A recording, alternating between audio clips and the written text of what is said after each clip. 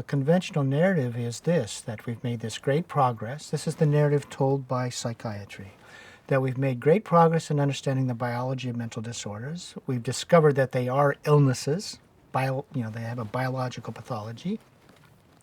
And we're getting new and better drugs that sort of fix, that are antidotes to those disorders. Now that's a narrative that is sort of an antibiotic narrative. You've understood the pathology and you have a drug that can correct it.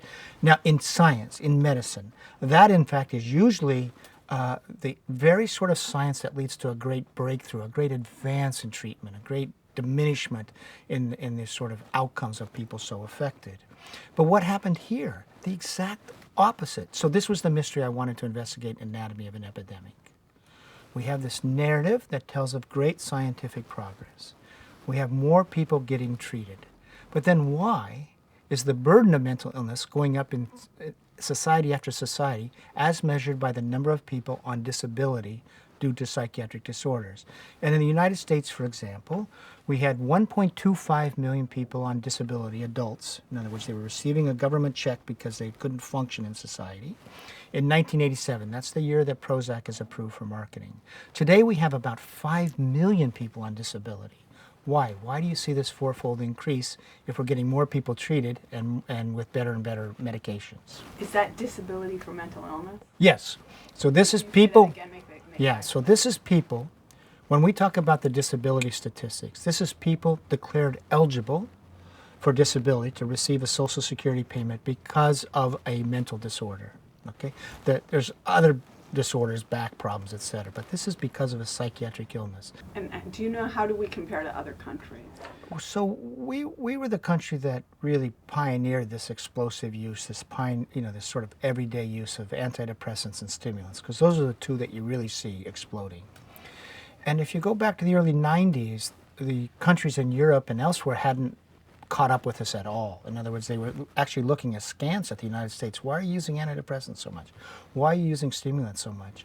But there's been a real globalization of mental health, and so you see, for example, ADHD rates in Iceland, certain Scandinavian countries, encroaching on us. Use of antidepressants is increasing in country after country. So you see, for example, in Australia, New Zealand, Canada, rates approaching ours for the use of antidepressants and stimulants, and some of the Scandinavian countries too. So what you see here in this story of increased use of psychiatric drugs that really took hold here in the United States, and then we exported that model to other countries, and now you see in the other countries uses of antidepressants and stimulants that are approaching ours. So why is this a bad thing? Well, some people might say it's good if people are being treated. Well, what you see in every country that where you see this increased use of psychiatric drugs, you see an explosion in the number of people on disability due to mental illness. So what you see in every country that has adopted this model of care and adopted widespread use of psychiatric medications, you see increased mental problems, increased psychiatric problems among the children, and you see the same in adults. So normally, when you see more people diagnosed for a problem and more people treated for the problem, the hope is, of course, the burden of that problem will go down in a society. It's exactly the reverse here. And you see this in every country that has adopted this paradigm of care. You see an increase in the number of people who can't work. You see an increase in the sign that their children are sort of psychiatrically disturbed.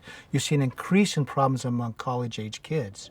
So if it were a good thing, we would see the problems of psychiatric distress lessening in society, right, among those who are using the drugs. It's exactly the opposite. And the fact that it happens in societies of different cultures and different political structures tells you it's not just country-specific related to their culture. It tells you that it's the paradigm of care itself.